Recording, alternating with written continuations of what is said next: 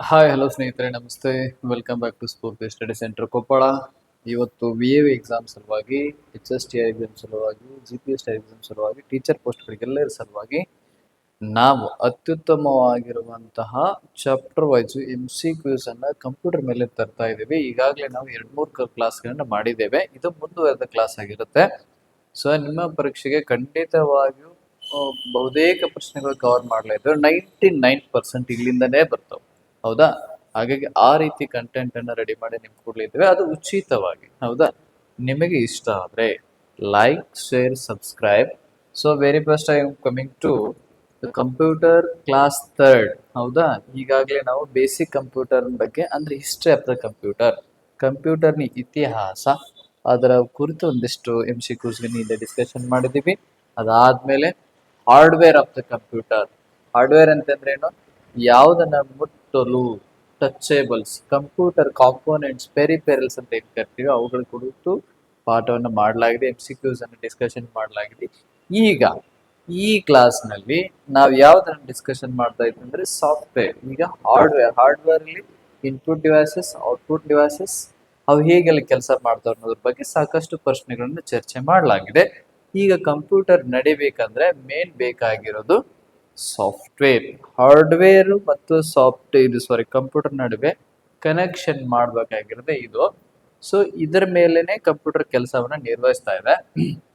So ಹಾಗಾಗಿ ಏನು ಹಿಂಗಂದ್ರೆ, ಅಥವಾ ಇದ್ರ ಮುಖ್ಯ ಉದ್ದೇಶವಾದರೂ ಏನು ಎಂಬುದನ್ನ ನಾವು ನೀಟಾಗಿ ಅರ್ಥ ಮಾಡ್ಕೋತಾ ಹೋಗೋಣ. So first and foremost question, software ಎಂದರೆ ಇಂಪಾರ್ಟೆಂಟ್ ಆಗಿರುವಂತ ಪ್ರಶ್ನೆ. What is software? A physical part of computer, a type of hardware, a set of instruction for the computer, a power supply unit. ಯಾವ್ದು ಇದರಲ್ಲಿ ಸರಿಯಾಗುತ್ತೆ? A physical part of computer ತಪ್ಪು ಅಲ್ಲ. A type of hardware ಅಲ್ಲ. A set of instruction for the computer. ನಾವೇನ್ instruction ಅನ್ನ ಕೊಡ್ತೀವಲ್ಲ, ಸಂಕೇತಗಳನ್ನ ಕೊಡ್ತೀವಲ್ಲ, ಅದ್ರದ್ದು ಒಂದು set ಅಂತ ಹೇಳ್ತಾನ. ಹೌದು, ಇದು ಸರಿ. ಪವರ್ ಸಪ್ಲೈ ಯೂನಿಟ್, ಇದು ಕೂಡ ತಪ್ಪು. ನಮ್ಮ options is the right answer ಆಗುತ್ತೆ. ಹಾಗಾದ್ರೆ ಬನ್ನಿ ಇದರ ಒಂದು ಎಕ್ಸ್ಪ್ಲೇಷನ್ ಅನ್ನ ನೋಡೋದಾದ್ರೆ, ನಾವು ಈಗಾಗಲೇ ನೋಡಿದ್ವಿ ಸ್ನೇಹಿತರೆ, ಇದು set of instruction for the computer ಅಂತ ಹೇಳಿ. ಸಾಫ್ಟ್ವೇರ್ ಅಂದ್ರೆ ಕಂಪ್ಯೂಟರ್ಗೆ ಕೆಲಸ ಮಾಡಲು ಸೂಚನೆಗಳ ಗುಂಪು ಅಂತ. ನಾವ್ ಏನ್ ಕಂಪ್ಯೂಟರ್ಗೆ ಸೂಚನೆ ಕೊಡ್ತೀವಲ್ಲ ಅದರ ಒಂದು ಗುಂಪು ಅಂತ ಕರಿತೀವಿ. ಹೌದಾ? ಈಗ ನಾನೇನಾದ್ರೂ ಮಾತಾಡಿದ್ರೆ ನೀವು ಇದಕ್ಕೆ ಪ್ರತಿಕ್ರಿಯೆ ಮಾಡ್ತೀನಿ, ನಾನು ನಿಮ್ಗೊಂದು ಸೂಚನೆ ಕೊಡ್ತೀನಿ, ಹೀಗೆ ಮಾಡ್ರಿ. ಹಾಗೆ ಕಂಪ್ಯೂಟರ್ಗೆ ಸೂಚನೆ ಕೊಡಲು ಕೆಲಸ ಮಾಡುವಂಥದ್ದು ಯಾವ್ದಂತಾರೆ ಸಾಫ್ಟ್ವೇರ್ ಅಂತ ಕರಿತೀವಿ, ಸಾಫ್ಟ್ವೇರ್. ಆದರೆ ಇದನ್ನ ಮುಟ್ಟಲು, ನೋಡಲು ಸಾಧ್ಯವಿಲ್ಲ. ಆದರೆ ಅನುಭವ ಸಾಧ್ಯ. ಇದು ಒಂಥರ ಗಾಳಿ ಇದ್ದಂಗೆ. ಹೌದಾ? ಮುಟ್ಟಕ ನೋಡಕ್ ಆಗಲ್ಲ, ಬಟ್ ಅನುಭವಿಸ್ತೀವಿ. ಹೌದಾ? ಹಾಗೆ ಸಾಫ್ಟ್ವೇರ್ ಇಲ್ಲದೆ ಹಾರ್ಡ್ವೇರ್ ಕೆಲಸ ಮಾಡುವುದಿಲ್ಲ. ನೋ, ಸಾಫ್ಟ್ವೇರ್ ಇಲ್ಲದೆ ಹಾರ್ಡ್ವೇರ್ ಕೆಲಸ ಮಾಡಕ್ ಸಾಧ್ಯನೇ ಇಲ್ಲ. ಒಂದೇ ನಾಣ್ಯದ ಎರಡು ಮುಖದಂತೆ. ಹೌದಾ? ಹಾಗೆ ಸಾಫ್ಟ್ವೇರ್ ನಲ್ಲಿ ಇದು ಸಾಫ್ಟ್ವೇರ್ ಮತ್ತೆ ಏನಾದ್ರು ಟೈಪ್ಸ್ ಇದಾವ? ಎಸ್, ಇದಾವ. ಸಿಸ್ಟಮ್ ಸಾಫ್ಟ್ವೇರ್, ಅಪ್ಲಿಕೇಶನ್ ಸಾಫ್ಟ್ವೇರ್ ಅಂತ ಇದು. ಸಿಸ್ಟಮ್ ಸಾಫ್ಟ್ವೇರ್, ಅಪ್ಲಿಕೇಶನ್ ಸಾಫ್ಟ್ವೇರ್, ಇನ್ನೊಂದಿದೆ ಯುಟಿಲಿಟಿ ಸಾಫ್ಟ್ವೇರ್ ಅಂತ. ಒಟ್ಟು 3 ರೀತಿಯಲ್ಲಿ ನಾವೇನ್ ಮಾಡ್ತೀವಿ ಅಂತಂದ್ರೆ ಇದನ್ನ ಮಾಡ್ತೀವಿ. ಯುಟಿಲಿಟಿ ಅಂತೇಳಿ ಯುಟಿಲಿಟಿ ಸಾಫ್ಟ್ವೇರ್ ಅಂತಾನು ಬರುತ್ತೆ. Utility software. ಹೌದಾ? ಇವು ಅವುಗಳ ಉದ್ದೇಶಗಳ ಆಧಾರದ ಮೇಲೆ ನಾವೇನ್ ಮಾಡ್ತೀವಿ ಅಂದ್ರೆ ಇದನ್ನ ವಿಭಾಗ ಮಾಡ್ತೀವಿ. ಹಾಗಾದ್ರೆ ಸಾಫ್ಟ್ವೇರ್ನ ಎಕ್ಸಾಂಪಲ್ಸ್ ನೋಡಿದ್ರೆ ವಿಂಡೋಸ್, MS ವರ್ಡ್, ಫೋಟೋಶಾಪ್ ಇವೆಲ್ಲ ಕೂಡ ಸಾಫ್ಟ್ವೇರ್ಗೆ ಪ್ರಮುಖ ಉದಾಹರಣೆಗಳು. ಹೌದಾ? ಇದನ್ನ ನಾವು ಸರಿಯಾದ ರೀತಿಯಲ್ಲಿ ಅರ್ಥ ಮಾಡಿಕೊಂಡದ್ದೇ ಆದಲ್ಲಿ ಅತಿ ಹೆಚ್ಚು ಅಂಕವನ್ನ ಪಡೆಯೋದ್ರಲ್ಲಿ ಸಂದೇಹವೇ ಇಲ್ಲ. ಹಾಗಾದ್ರೆ ಇಲ್ಲೇನ್ ಹೇಳ್ತಿದ್ದ ನಾನು, ಸಾಫ್ಟ್ವೇರ್ನ ಎಷ್ಟು 2 ಮುಖ್ಯ ವಿಧಗಳು ಯಾವುದು ಅಂತ ಕೇಳ್ತಿದ್ದಾನೆ. 2 ಮುಖ್ಯ ವಿಧಗಳು ಯಾವುದು ಅಂತಂದ್ರೆ, ಸಾಫ್ಟ್ವೇರ್ ಮುಖ್ಯ ವಿಧಗಳು ಯಾವುದಂದ್ರೆ, ನೋಡ್ರಿ, ಸಾಫ್ಟ್ವೇರ್ನ 2 ಮುಖ್ಯ ಯಾವ್ದು? System software, application software. ಸಾಫ್ಟ್ವೇರ್ಗೆ 2 ಮುಖ್ಯ ವಿಧಗಳಿವೆ. ಸಿಸ್ಟಮ್ ಸಾಫ್ಟ್ವೇರ್ ಹಾರ್ಡ್ವೇರ್ ಅನ್ನು ನಿರ್ವಹಿಸುತ್ತಿದ್ದರೆ, ಹಾರ್ಡ್ವೇರ್ ಅನ್ನು ನಿರ್ವಹಿಸುತ್ತದೆ. OS ಇದರ ಭಾಗ. ಆಪರೇಟಿಂಗ್ ಸಿಸ್ಟಮ್ ಅಂತ ಇರುತ್ತೆ ಕಂಪ್ಯೂಟರ್ಗೆ, ಅದು ಸಿಸ್ಟಮ್ ಸಾಫ್ಟ್ವೇರ್ ನ ಭಾಗ. ಅಪ್ಲಿಕೇಶನ್ ಸಾಫ್ಟ್ವೇರ್ ಕೆಲಸ ಏನು? ಬಳಕೆದಾರರಿಗೆ ನಿರ್ದಿಷ್ಟ ಕೆಲಸಗಳಿಗೆ ಸಹಾಯವನ್ನ ಮಾಡುತ್ತೆ. ಹೌದು, ಅಪ್ಲಿಕೇಶನ್ ಅಂದ್ರೆ ಉಪಯೋಗ ಉದ್ದೇಶ, ಒಂದೇ ಒಂದು ನಿರ್ದಿಷ್ಟ ಉದ್ದೇಶವನ್ನು ಇಟ್ಟುಕೊಂಡು ಹುಟ್ಟಿಕೊಂಡಂತ ಸಾಫ್ಟ್ವೇರ್ಗಳಿಗೆ ನಾವು ಅಪ್ಲಿಕೇಶನ್ ಸಾಫ್ಟ್ವೇರ್ ಅಂತ ಕರಿತೀವಿ. ಸಿಸ್ಟಮ್ ಸಾಫ್ಟ್ವೇರ್ಗೆ ಎಕ್ಸಾಂಪಲ್ ನೋಡೋದಾದ್ರೆ ವಿಂಡೋಸ್ ಇಂಪಾರ್ಟೆಂಟ್, ಲಿನೆಕ್ಸ್, ಮ್ಯಾಕೋಸ್ ಪರೀಕ್ಷೆಯಲ್ಲಿ ಕೇಳ್ತಾನೆ. ಈ ಕೆಳಗಿನವುಗಳಲ್ಲಿ ಯಾವುದು ಗುಂಪಿಗೆ ಸೇರದ ಪದ ಅಂತಾನ? ವಿಂಡೋಸ್, ಲಿನೆಕ್ಸ್, ಮ್ಯಾಕೋಸ್ ಅಂತ ಕೊಟ್ಟು ಕೆಳಗಡೆ MS ಆಫೀಸ್ ಅಂತ ಕೊಡ್ತಾನ. So MS office is application software ಆಗಿರುತ್ತೆ. ವಿಂಡೋಸ್, ಲಿನೆಕ್ಸ್, ಮ್ಯಾಕೋಸ್ ಇವೆಲ್ಲವೂ ಸಿಸ್ಟಮ್ ಸಾಫ್ಟ್ವೇರ್ಗೆ ಉಪಯೋಗ ಆಗಿರುತ್ತೆ. ನೆನಪಲ್ಲಿ ಇಟ್ಕೊಂಡು ಸ್ನೇಹಿತರೆ. ಹಾಗೆ ಅಪ್ಲಿಕೇಶನ್ ಸಾಫ್ಟ್ವೇರ್ಗೆ ಉದಾಹರಣೆ ಏನಂತಂದ್ರೆ MS ಆಫೀಸ್, ಫೋಟೋಶಾಪ್, ಕ್ರೋಮ್ ಇವೆಲ್ಲವೂ ಒಂದೇ ಒಂದು ಉದ್ದೇಶ. MS ಆಫೀಸ್ ಏನು? ಟೈಪ್ ಮಾಡಲಿಕ್ಕೆ. MS ಎಕ್ಸೆಲ್ ಅಲ್ಲಿ ನಮ್ಮ ದತ್ತಾಂಶವನ್ನ ಸುಲಭ ರೀತಿ ಸಂಗ್ರಹಿಸಲಿಕ್ಕೆ. MS ಪವರ್ ಪಾಯಿಂಟ್ ನಲ್ಲಿ ನಾವೇನ್ ಮಾಡ್ತೀವಿ? ನಿರ್ದಿಷ್ಟ ಕೆಲಸವನ್ನು ಮಾಡ್ತೀವಿ, PPTಯನ್ನು ತಯಾರು ಮಾಡಲಿಕ್ಕೆ. ಹಾಗೆ ಫೋಟೋಗಳನ್ನ ಎಡಿಟ್ ಮಾಡಲಿಕ್ಕೆ ಬಳಸ್ತೀವಿ, ಹೌದಾ? ಹಾಗೆ ಕ್ರೋಮ್ಗಳನ್ನು ಕೂಡ ಅದೇ ರೀತಿ ಬಳಸ್ತೀವಿ. ಹಾಗಾಗಿ ನಿರ್ದಿಷ್ಟ ಉದ್ದೇಶ ಹೊಂದಿರುವುದರಿಂದ ಅವುಗಳನ್ನ ಅಪ್ಲಿಕೇಶನ್ ಸಾಫ್ಟ್ವೇರ್ ಅಂತ ಕರಿತೀವಿ. ಇವುಗಳಲ್ಲಿ ಯಾವುದು ಸಾಫ್ಟ್ವೇರ್ ನ ಉದಾಹರಣೆ? ಇವು ಇಲ್ಲಿ ಕೆಳಗೆ ಆಪ್ಷನ್ಸ್ ಕೊಟ್ಟಿದ್ರಲ್ಲಿ ಇದು ಯಾವುದು ಸಾಫ್ಟ್ವೇರ್ ಉದಾಹರಣೆ ಅಂತ? ಮಾನಿಟರ್, ಕೀಬೋರ್ಡ್, ಮೌಸ್ ಮತ್ತು MS ವರ್ಡ್. ನೋಡ್ರಿ, ಮಾನಿಟರ್ ಅನ್ನೋದು ಇದೊಂದು ಹಾರ್ಡ್ವೇರ್, ಹೌದಾ? ಇಲ್ಲಿ ಕಣ್ಣಿಗೆ ಕಾಣಿಸುತ್ತಲ್ಲ, ಇದಕ್ಕ ಮಾನಿಟರ್ ಅಂತ ಕರಿತೀವಿ. ಕೀಬೋರ್ಡ್ ಅಂದ್ರೆ ನಾವು ಟೈಪ್ ಮಾಡ್ಲಿಕ್ಕೆ ಬಳಸುವಂತ ಒಂದು ಸಾಧನ ಕೀಬೋರ್ಡ್, ಹೌದಾ? ಓಕೆ. ಆಮೇಲೆ ಕಂಪ್ಯೂಟರ್ಗೆ ಇನ್ಸ್ಟ್ರಕ್ಷನ್ ಕೊಡ್ಲಿಕ್ಕೆ ಬಳಸುವಂತ ಒಂದು ಸಾಧನ ಮೌಸ್. ಇದು ಆಲ್ಸೋ ಕಂಪ್ಯೂಟರ್ಗೆ ಇನ್ಸ್ಟ್ರಕ್ಷನ್ ಕೊಡುವಂತ ಸಾಧನ. ಆಮೇಲೆ ಇವು ಮೂರು ಕೂಡ ಹಾರ್ಡ್ವೇರ್, ಹೌದಾ? ಇವು ಮೂರು ಏನೋ ಹಾರ್ಡ್ವೇರ್. MS ವರ್ಡ್ ಅನ್ನೋದು ಒಂದು ಸಾಫ್ಟ್ವೇರ್. ನಮ್ಗೆ ಯಾವುದೇ ರೀತಿ ಡಾಕ್ಯುಮೆಂಟ್ಗಳನ್ನು ತಯಾರು ಮಾಡ್ಲಿಕ್ಕೆ MS ವರ್ಡ್ ಅನ್ನ ಬಳಸ್ತೀವಿ. ಹಾಗೆ MS ವರ್ಡ್ ಬಗ್ಗೆ ಇನ್ನೊಂದು ಮಾಹಿತಿ ಏನಂತಂದ್ರೆ MS ವರ್ಡ್ ನ ಫೈಲ್ ಎಕ್ಸ್ಟೆನ್ಷನ್ ಏನಂದ್ರೆ .docx. 2007 ಮತ್ತು ಈ ಕಡೆ ವರ್ಷನ್ಗಳಿಗೆ ನಾವೇನ್ ಮಾಡ್ತೀವಿ? .docx ಎಂಬ MS ವರ್ಡ್ ಫೈಲ್ ಎಕ್ಸ್ಟೆನ್ಷನ್ ಬಳಸ್ತೀವಿ. ನೋಡ್ರಿ, MS ವರ್ಡ್ ಫೈಲ್ ಎಕ್ಸ್ಟೆನ್ಷನ್ ಅಂತಂದ್ರೆ ನೀವು ಕಂಪ್ಯೂಟರ್ ನಲ್ಲೇ ಟೈಪ್ ಮಾಡಿ, MS ವರ್ಡ್ ನಲ್ಲೇ ಟೈಪ್ ಮಾಡಿ ಯಾವುದೇ ಡಾಕ್ಯುಮೆಂಟ್ ಸೇವ್ ಮಾಡಿದ್ರೆ ಅದು ಲಾಸ್ಟ್ಗೆ ಈ ರೀತಿ ಬಂದು ಕೂಡುತ್ತೆ. For example, Spoorthi study centre ಅಂತ ಯಾವ್ದೊಂದು ಟೈಪ್ ಮಾಡಿ ಹೆಸರು ಕೊಟ್ರಿ, ಸ್ಫೂರ್ತಿ ಸ್ಟಡಿ ಸೆಂಟರ್ .docx ಅಂತ ಕೊಡುತ್ತೆ, ಹೌದಾ? ಅದರ ಫೈಲ್ ಎಕ್ಸ್ಟೆನ್ಷನ್. .docx ಅಂದ್ರೆ ಅದು MS ವರ್ಡಿನ ಡಾಕ್ಯುಮೆಂಟ್ ಅಂತ ಅರ್ಥ. ಅದಕ್ಕೆ ಮುಂಚೆಕ .doc ಮಾತ್ರ ಇತ್ತು. 2007 ಮುಂಚೆ .doc ಮಾತ್ರ ಇತ್ತು. ಈಗ .docx ಇಂಪಾರ್ಟೆಂಟ್. ಓಕೆ, ನೋಡ್ರಿ, MS ವರ್ಡ್, ಹೌದಾ? MS ವರ್ಡ್ ಒಂದು application software. Monitor, keyboard, mouse ಇವುಗಳು ಹಾರ್ಡ್ವೇರ್, ಭೌತಿಕ ಘಟಕಗಳು, ಕರೆಕ್ಟಾ? ಸಾಫ್ಟ್ವೇರ್ ನೋಡಲು ಮತ್ತು ಮುಟ್ಟಲು ಸಾಧ್ಯವಿಲ್ಲ, ಆದರೆ ಹಾರ್ಡ್ವೇರ್ ನೋಡಬಹುದು, ಮುಟ್ಟಬಹುದು. ಈಗ ನೋಡ್ರಿ, ಇದು ಮಾನಿಟರ್, ಇದನ್ನ ನಾನು ನೋಡ್ಬೋದು, ಮುಟ್ಟಬಹುದು, ಕರೆಕ್ಟಾ? ಇನ್ನಷ್ಟು ಸಾಫ್ಟ್ವೇರ್ ಉದಾಹರಣೆ ಏನಂದ್ರೆ ವಿಂಡೋಸ್, ಕ್ರೋಮ್, ಫೋಟೋಶಾಪ್ ಇವೆಲ್ಲವೂ ಕೂಡ ಉದಾಹರಣೆ ಆಗಿದೆ. ಯಾವ ಸಾಫ್ಟ್ವೇರ್ ಹಾರ್ಡ್ವೇರ್ ಅನ್ನು ನೇರವಾಗಿ ನಿಯಂತ್ರಿಸುತ್ತದೆ? ನೋಡ್ರಿ, ವೆರಿ ಇಂಪಾರ್ಟೆಂಟ್. ಪರೀಕ್ಷಾ ದೃಷ್ಟಿಯಿಂದ ಇದು ಬಹಳ ಇಂಪಾರ್ಟೆಂಟ್. ಯಾವ ಸಾಫ್ಟ್ವೇರ್ ಹಾರ್ಡ್ವೇರ್ ಅನ್ನು ನೇರವಾಗಿ ನಿಯಂತ್ರಿಸುತ್ತದೆ? Application software, system software, utility software, open source software. ಇದರಲ್ಲಿ ಸರಿಯಾದ ಉತ್ತರ ಯಾವುದು ಅಂತಂದ್ರೆ ಸಿಸ್ಟಮ್ ಸಾಫ್ಟ್ವೇರ್ ಅಂತ ಆಗುತ್ತೆ. ಸಿಸ್ಟಮ್ ಸಾಫ್ಟ್ವೇರ್, ಹೌದಾ? ರೈಟ್ ಆನ್ಸರ್ ಯಾವುದು ಅಂತಂದ್ರೆ B, option B, system software. System software ಕೆಲಸ ಏನು? ಹಾರ್ಡ್ವೇರ್ ಅನ್ನು ನೇರವಾಗಿ ನಿಯಂತ್ರಿಸುತ್ತದೆ. ಉದಾಹರಣೆಗೆ ಆಪರೇಟಿಂಗ್ ಸಿಸ್ಟಮ್, ಡಿವೈಸ್, ಇವೆಲ್ಲವೂ ಯಾವುದಕ್ಕೆ ಉದಾಹರಣೆ ಅಂತಂದ್ರೆ ಸಿಸ್ಟಮ್ ಸಾಫ್ಟ್ವೇರ್ಗೆ ಉದಾಹರಣೆ ಆಗಿವೆ. ಅದೇ ರೀತಿ ಅಪ್ಲಿಕೇಶನ್ ಸಾಫ್ಟ್ವೇರ್ ಏನಂದ್ರೆ ಬಳಕೆದಾರ ಕೆಲಸಕ್ಕೆ ಹಾರ್ಡ್ವೇರ್ ನೇರ ನಿಯಂತ್ರಣ ಇರುವುದಿಲ್ಲ. ಇದನ್ನ ಬಳಕೆದಾರ ಕೆಲಸಕ್ಕೆ ಉಪಯೋಗಿಸ್ತೀವಿ. ಯಾವುದೇ ಒಂದು ನಿರ್ದಿಷ್ಟ ಕೆಲಸದ ಸಲುವಾಗಿ ಅಪ್ಲಿಕೇಶನ್ ಸಾಫ್ಟ್ವೇರ್ ಉಪಯೋಗಿಸಿದರೆ ಸಿಸ್ಟಮ್ ಸಾಫ್ಟ್ವೇರ್ ನ ನೇರವಾಗಿ ಹಾರ್ಡ್ವೇರ್ ಅನ್ನು ನಿಯಂತ್ರಣ ಮಾಡಲಿಕ್ಕೆ ಯೂಸ್ ಮಾಡ್ತೀವಿ. ಹಾಗೆ ಸಿಸ್ಟಮ್ ಸಾಫ್ಟ್ವೇರ್ ಇಲ್ಲದೆ ಹಾರ್ಡ್ವೇರ್ ಕೆಲಸ ಮಾಡುವುದಿಲ್ಲ. ಇದು ಬಹಳ ಇಂಪಾರ್ಟೆಂಟ್. ಆಪರೇಟಿಂಗ್ ಸಿಸ್ಟಮ್ ಅಂತ ಏನು, ಕಂಪ್ಯೂಟರ್ ಮತ್ತು ಬಳಕೆದಾರ ನಡುವೆ ಸೇತುವೆಗೆ ಕೆಲಸ ಮಾಡೋದು ಆಪರೇಟಿಂಗ್ ಸಿಸ್ಟಮ್. ಆ ಆಪರೇಟಿಂಗ್ ಸಿಸ್ಟಮ್ ಯಾವುದಂತಂದ್ರೆ ಅದು ಸಿಸ್ಟಮ್ ಸಾಫ್ಟ್ವೇರ್ಗೆ ಉದಾಹರಣೆ ಆಗಿರುತ್ತದೆ. ನೆಕ್ಸ್ಟು ನೆಕ್ಸ್ಟ್ ಪ್ರಶ್ನೆ, ಬಳಕೆದಾರರಿಗೆ ನಿರ್ದಿಷ್ಟ ಕೆಲಸ ಮಾಡಲು ಸಹಾಯ ಮಾಡೋ ಸಾಫ್ಟ್ವೇರ್. ಈಗಾಗಲೇ ಹೇಳಿದೆ ನಾನು, ಬಳಕೆದಾರರಿಗೆ ನಿರ್ದಿಷ್ಟವಾಗಿ ಸಹಾಯ ಮಾಡೋದು ಸಾಫ್ಟ್ವೇರ್ ಅಂದ್ರೆ which software helps user perform specific task.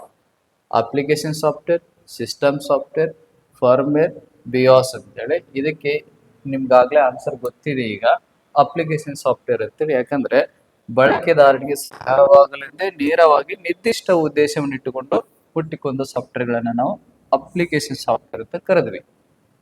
ಬಳಕೆದಾರ ನಿರ್ದಿಷ್ಟ ಸಹಾಯ. For example MS Word, MS Excel. MS Word typing use ಮಾಡ್ತೀವಿ, MS ಎಕ್ಸೆಲ್ ಕ್ಯಾಲ್ಕುಲೇಷನ್ ಯೂಸ್ ಮಾಡ್ತೀವಿ. ಹಾಗೆ MS PowerPoint, MS PowerPoint, MSP system ಸಾಫ್ಟ್ವೇರ್ಗೆ ಉದಾಹರಣೆ. ಸಿಸ್ಟಮ್ ಸಾಫ್ಟ್ವೇರ್ ಅಂತ ಗೊತ್ತೈತೆ ನಿಮ್ಗೆ. ಹಾರ್ಡ್ವೇರ್ ನಿರ್ವಹಣೆ ಬಳಕೆದಾರರಿಗೆ ನೇರವಾದ ಕೆಲಸಕ್ಕೆ ಬರೋದಿಲ್ಲ. General purpose MS office, specific purpose payroll software, ಇವೆಲ್ಲವೂ ಕೂಡ ಅಪ್ಲಿಕೇಶನ್ ಸಾಫ್ಟ್ವೇರ್ಗೆ ಏನ್ ಮಾಡ್ತಾವೆ, ಉಪಯೋಗವಾಗಿವೆ. ನೆಕ್ಸ್ಟ್, ಸಾಫ್ಟ್ವೇರ್ಗೆ ವಿರುದ್ಧವಾದ ಪದ ಯಾವುದು? Firmware, malware, hardware, freeware. ನೋಡ್ರಿ, ಇಲ್ಲಿ 100% ಸಾಫ್ಟ್ವೇರ್ ಅಂತಂದ್ರೆ ಮುಟ್ಟೋದು ನೋಡಲು ಸಾಧ್ಯವಿಲ್ಲ. ಆಮೇಲೆ ನೇರವಾಗಿ ಇದು ಏನ್ ಮಾಡ್ತಾ, ಹಾರ್ಡ್ವೇರ್ ಅನ್ನ ನಿಯಂತ್ರಣ ಮಾಡುತ್ತಾ. ಹಾಗಾದ್ರೆ ಇದರ ಆಪೋಸಿಟ್ ಅಂದ್ರೆ ಹಾರ್ಡ್ವೇರ್. ಹೌದಾ? ಸೊ ಸರಿಯಾದ ಉತ್ತರ ಯಾವ್ದ್ರಿ? ಹಾರ್ಡ್ವೇರ್. ಹಾರ್ಡ್ವೇರ್ ಅಂತ ಕರಿತೀವಿ. ಹಾರ್ಡ್ವೇರ್ ಸಾಫ್ಟ್ವೇರ್ಗೆ ವಿರುದ್ಧವಾದ ಪದ. ಹಾರ್ಡ್ವೇರ್ ಭೌತಿಕ ಘಟಕಗಳು, ಸಾಫ್ಟ್ವೇರ್ ಸೂಚನೆಗಳ ಗುಂಪು, ಮುಟ್ಟಲಾಗದು. ಹಾರ್ಡ್ವೇರ್ಗೆ ಉದಾಹರಣೆ ಅಂದ್ರೆ CPU, monitor, keyboard, computer, laptop, ಆಮೇಲೆ ಪ್ರಿಂಟರ್, ಸ್ಕ್ಯಾನರ್, ಇವೆಲ್ಲವೂ ಹಾರ್ಡ್ವೇರ್. ಹಾರ್ಡ್ವೇರ್ ಮತ್ತು ಸಾಫ್ಟ್ವೇರ್ ಒಟ್ಟಿಗೆ ಕೆಲಸ ಮಾಡುತ್ತವೆ. ಅದಕ್ಕೆ ಕೆಲಸವನ್ನು ಮಾಡಲಿಕ್ಕೆ ಆಪರೇಟಿಂಗ್ ಸಿಸ್ಟಮ್ ಬಹಳ ಇಂಪಾರ್ಟೆಂಟ್. ಆಪರೇಟಿಂಗ್ ಸಿಸ್ಟಮ್ ಯಾವ ವರ್ಗದ ಸಾಫ್ಟ್ವೇರ್? ಇದೊಂದು application software, system software, utility software, firmware ಅಂತ ಕೇಳ್ತಿದ್ದಾರೆ. So answer is system software ಆಗಿರುತ್ತೆ.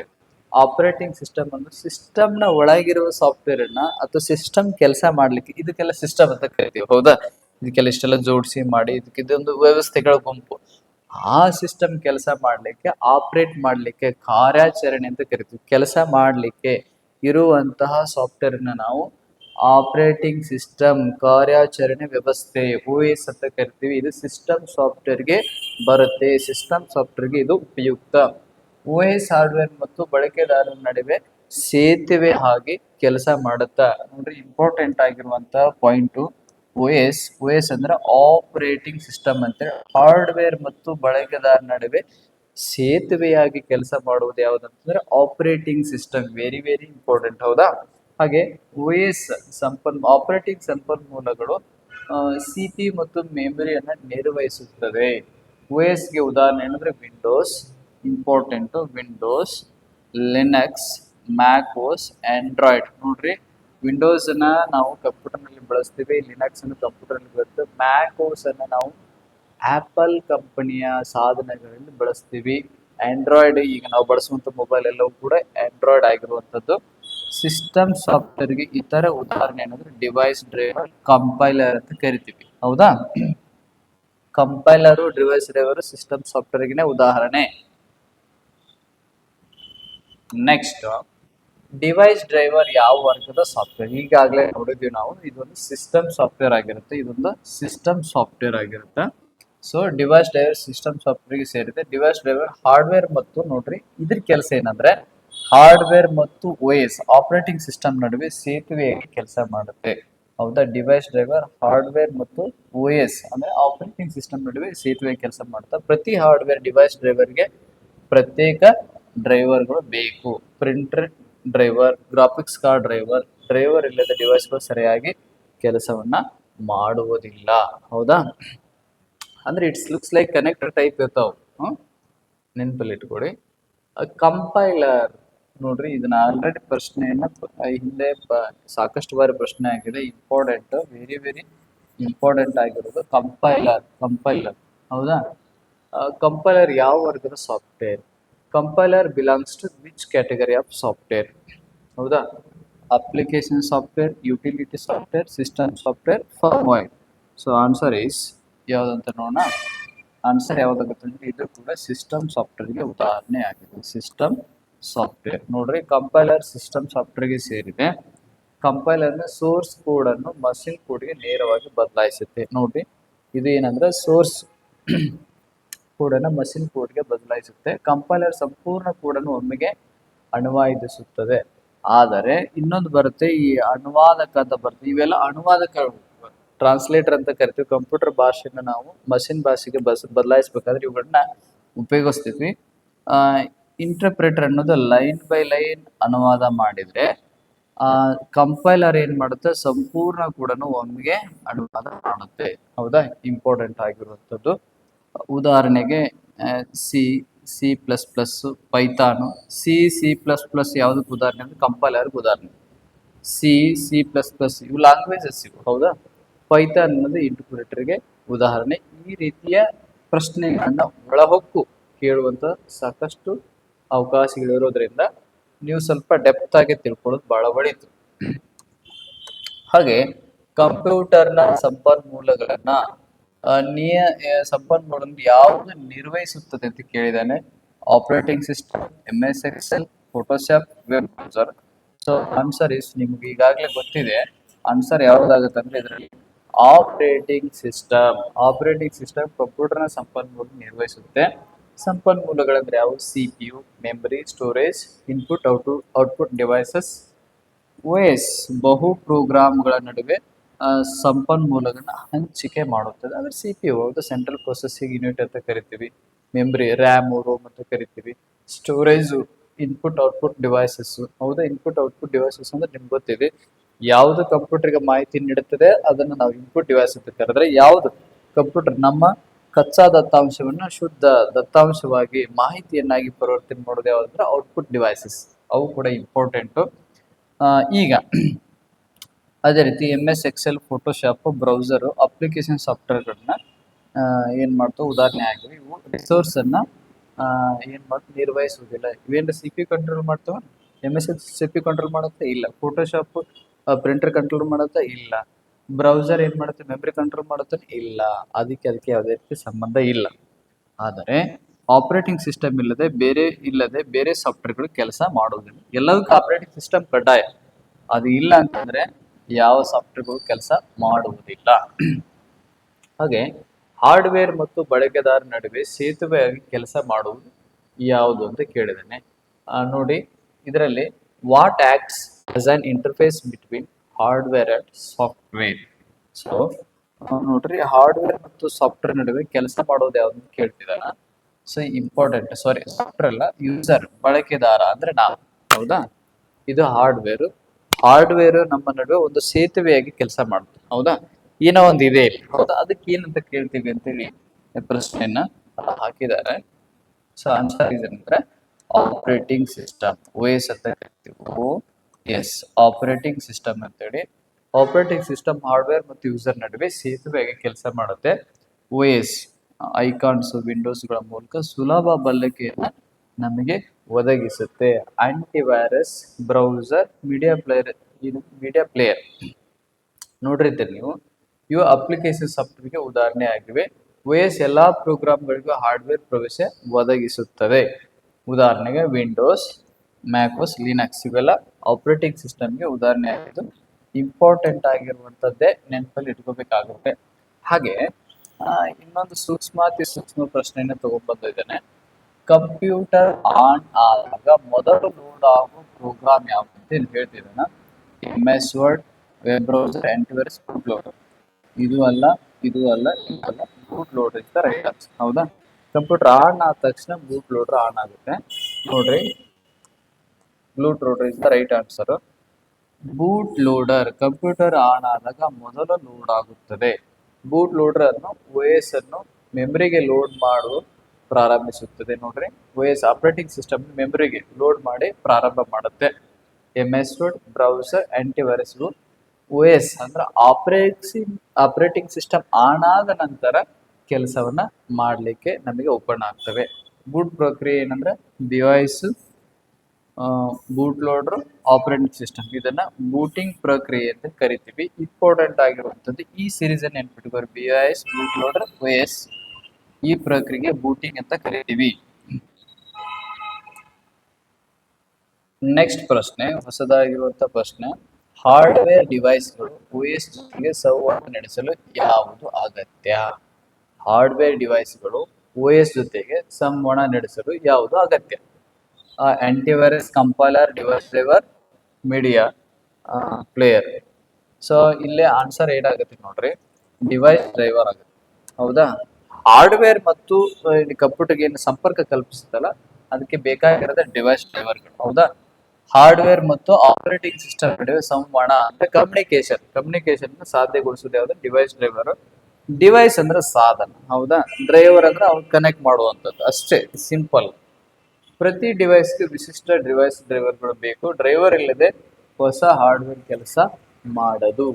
ಹೌದಾ? ಉದಾಹರಣೆಗೆ printer driver, sound card driver, device driver system software ವರ್ಗಕ್ಕೆ ಸೇರಿದೆ. ಸಿಸ್ಟಮ್ ಸಾಫ್ಟ್ವೇರ್ ಟೈಪ್ ಅದು ಕೂಡ. ಸೊ ನೆಕ್ಸ್ಟ್ ಪ್ರಶ್ನೆ, ಇವುಗಳಲ್ಲಿ ಯಾವುದು ಆಪರೇಟಿಂಗ್ ಸಿಸ್ಟಮ್ ಉದಾಹರಣೆ ಅಲ್ಲ ಅಂತ ಕೇಳಿದ್ದಾನೆ. ಯಾವುದು ಆಪರೇಟಿಂಗ್ ಸಿಸ್ಟಮ್ ಉದಾಹರಣೆ ಅಲ್ಲ? Which of these not an example of operating system ಅಂತ ಕೇಳಿದ್ದಾನೆ.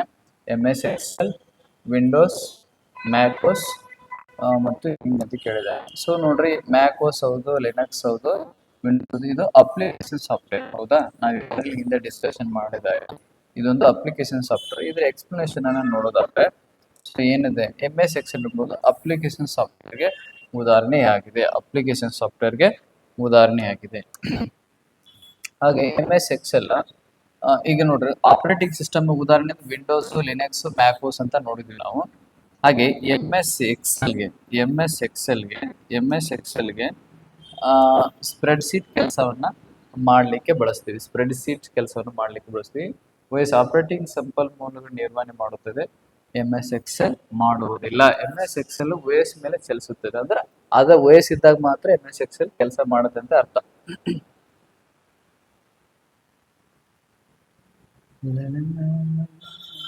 ಓಕೆ. MS Excel ಯಾವ ವರ್ಗದ software? System software, firmware, utility, application software. ಈಗಾಗಲೇ ಗೊತ್ತದೆ ನಮಗೆ, ಇದು ಒಂದು ಅಪ್ಲಿಕೇಶನ್ ಸಾಫ್ಟ್ವೇರ್ ಅಂತೇಳಿ. MS Excel application software. Spread sheet ಅಂತ ಬರ್ತದೆ. ನೀವು ನಾಳೆ ನೌಕರಿ ಆದ್ಮೇಲೆ ಸಾಕಷ್ಟು ಪ್ರಶ್ನೆಗಳನ್ನ ನಿಮ್ಗೆ ಇಲ್ಲಿ ಕಲ್ತು ಹೋಗಿರ್ತೀರಿ, ಅಲ್ಲೂ ಕೂಡ ಬರುತ್ತೆ. MS Excel, MS PowerPoint, MS ಬಹಳ ಇಂಪಾರ್ಟೆಂಟ್. ಸ್ಪೆಷಲಿ ಆಫೀಸ್ನಲ್ಲಿ ನಮ್ಗೆ ಕೆಲಸ ಮಾಡ್ಬೇಕಾದ್ರೆ MS ವರ್ಡ್, MS Excel ದಿನನಿತ್ಯ ಜೀವನದಲ್ಲಿ ಸಾಕಷ್ಟು ಕೆಲಸವನ್ನು MS ವರ್ಡ್ ಮತ್ತು MS ಸಾಕಷ್ಟು ಕೆಲಸವನ್ನು ನಿರ್ವಹಿಸಲಿಕ್ಕೆ ಉಪಯೋಗಿಸ್ತೀವಿ. ಎಕ್ಸಾಂಪಲ್ ಏನಪ್ಪಾ ಅಂತಂದ್ರೆ, ಯಾವ್ದಾದ್ರು ಒಂದು ಲೆಟರ್ ಅನ್ನ ಬೇರೆ ಆಫೀಸಿಗೆ ಕಳಿಸ್ಬೇಕಾದ್ರೆ ನಾವು MS ವರ್ಡ್ ನಲ್ಲೇ ಟೈಪ್ ಮಾಡಿ ಕಳಿಸ್ಬೇಕಾಗುತ್ತೆ. ಸೊ ನಾವು ಹ್ಯಾವ್ ಟು ನೋ. ಅದಕ್ಕೆ ಪರೀಕ್ಷಾ ದೃಷ್ಟಿಯಿಂದ ಇದನ್ನ ಕಂಪ್ಯೂಟರ್ನ ಇಟ್ಟಿರ್ತದೆ ಇದಕ್ಕೆ. ಈಗ ಕಂಪ್ಯೂಟರ್ ಇಲ್ಲದ ಕೆಲಸವೇ ಇಲ್ಲ. ಹಾಗಾಗಿ ಹೋಯ್ತದು, ಹಳೆ ಕಾಲ ಹೋಯ್ತು. ನಾನು ಬರೀ GK ದಲ್ಲಿ ಕಿಂಗ್ ಆಗ್ತೀನಿ ಅಂದ್ರೆ ಇಲ್ಲ, ನೀನು ಇದರಲ್ಲಿ ಕಂಪ್ಯೂಟರ್ನಲ್ಲಿ ಕಿಂಗ್ ಆದ್ರೆ ಮಾತ್ರ ನೀನು ನೌಕರಿ ಇಲ್ಲ ಅಂದ್ರೆ ಇಲ್ಲ. ಹೌದಾ? ಯಾಕಂದ್ರೆ ನಾಳೆ ನೀನು ಆಫೀಸಿಗೆ ಬಂದ್ಮೇಲೆ ಕೂಡ ಅಪಾಯಿಂಟ್ ಆಗಿ ಆಫೀಸಿಗೆ ಬರ್ತೀಯ. ಆಫೀಸಿಗೆ ಬಂದ್ಮೇಲೆ ಕೂಡ ನಿನಗೆ ಉಪಯೋಗ ಆಗುವಂಥದ್ದು ಅಂದ್ರೆ ಇದೆ MS ವರ್ಡ್ ಮತ್ತು MS Excel ಬಹಳ important. MS PowerPoint sometimes, very rare ಕೇಸ್ನಲ್ಲಿ MS ಪವರ್ ಪಾಯಿಂಟ್ ಯೂಸ್ ಆದ್ರೆ MS ವರ್ಡ್ ಮತ್ತು MS Excel ಇವೆರಡೂ ಕೂಡ ಬಹಳ ನೀಟಾಗಿ ತಿಳ್ಕೊಬೇಕಾಗುತ್ತೆ. ಸೊ ಅಲ್ಲಿ ನಮಗೆ ಸಾವಿರಾರು ಕೆಲಸಗಳಿರ್ತಾವೆ. ಆ ಕೆಲಸಗಳನ್ನ ಮಾಡ್ಲಿಕ್ಕೆ ಉಪಯುಕ್ತ. ಹಾಗಾಗಿ ಅಪ್ಲಿಕೇಶನ್ ಸಾಫ್ಟ್ವೇರ್ಗೆ ನಾವು MS Excel ಅನ್ನ ಉಪಯೋಗ ಮಾಡ್ತೀವಿ. MS Excel ಗಣಿತ ಲೆಕ್ಕಾಚಾರ, ಚಾರ್ಟ್ಗಳನ್ನ ತಯಾರಿಕೆ ಮಾಡಲಿಕ್ಕೆ ಬಳಕೆ ಆಗುತ್ತೆ. ಅಪ್ಲಿಕೇಶನ್ ಸಾಫ್ಟ್ವೇರ್ಗೆ ಇತರ ಉದಾಹರಣೆ ಅಂದ್ರೆ MS Word, MS PowerPoint. MS Excel ಮೇಲೆ OS ಅವಲಂಬಿತವಾಗಿರುತ್ತೆ. MS ಆಫೀಸ್ ಜನರಲ್ ಪರ್ಪಸ್ ಸಾಫ್ಟ್ವೇರ್ಗೆ ಉದಾಹರಣೆ ಆಗಿರುತ್ತೆ. ಇಂಪಾರ್ಟೆಂಟು, ನೆನ್ಪಿಟ್ಕೋರಿ. ನೌಕರಿ ಆಗಬೇಕು ಈ ಸರಕ. ನೌಕರಿ ಆಗ್ಲಿಲ್ಲ ಅಂದ್ರೆ ಶತಾಯಗತಾಯ ಪ್ರಯತ್ನ ಏನು ಬೇಕಾದಾಗ್ಲಿ, ಜೀವ ಹೋದರೂ ತೊಂದರೆ ಇಲ್ಲ ಎಂಬುವ ಮನಸ್ಥಿತಿಯನ್ನು ಇಟ್ಟುಕೊಂಡು ಹೋಗೋದಿಲ್ಲ ಜೀವ. Don't worry. ಅಷ್ಟು ಗಟ್ಟಿ ನಿರ್ಧಾರ ಮಾಡಿ ಆಮೇಲೆ ಲಭ್ಯವಿರುವಂತ ಎಲ್ಲಾ ಸೋರ್ಸ್ಗಳನ್ನ ನಾವು ಏನ್ ಮಾಡ್ಬೇಕು, ಹಿಡಿದಿಟ್ಟುಕೊಂಡು ಮನದಟ್ಟು ಮಾಡಿಕೊಂಡು ನನ್ನ ಗುರಿಯನ್ನ ಮುಟ್ಟಬೇಕು. ಇಲ್ಲ ಅಂತಂದ್ರೆ ಹೇಡಿಗಳಾಗ್ಬಿಡ್ತೀವಿ. ಜೀವನದಲ್ಲಿ ಗೆಲ್ಲಬೇಕು, ಗೆದ್ದು ತೀರ್ಬೇಕು. ಏನ್ ಬೇಕಾದಾಗ್ಲಿ. ಎಷ್ಟು ನೋಡ್ತಿರಿಲ್ಲ ಟಾಕ್ಸಿಕ್ ಅಂತ, ಅದ್ರ ಮೇಲೆ ರಾಮಾಯಣ ಅಂತ, ಇನ್ನು ಏನೇನೋ ಮಾಡ್ಬೇಕಂತ ನಾವು ನೋಡಿದ್ರೆ ಒಂದು ನೌಕರಿ ತಗೊಳಕ್ ಒದಾಡ್ಲಾಕತ್ತೀವಿ. So important ಆಗಿರುವಂತದ್ದೇ ನೋಡ್ಕೊಡ್ರೆ ಬಂದ್ಬಿಡೋಣ. ಇವುಗಳಲ್ಲಿ ಯಾವ್ದು ಅಪ್ಲಿಕೇಶನ್ ಸಾಫ್ಟ್ವೇರ್ಗೆ ಉದಾಹರಣೆ? Which of this on example of application software? Device driver, web browser, compiler, BOS ಅಂತೇಳಿ. ಸೊ ಇಲ್ಲಿ ಆನ್ಸರ್ ಏನಾಗುತ್ತೆ ನೋಡೋಣ.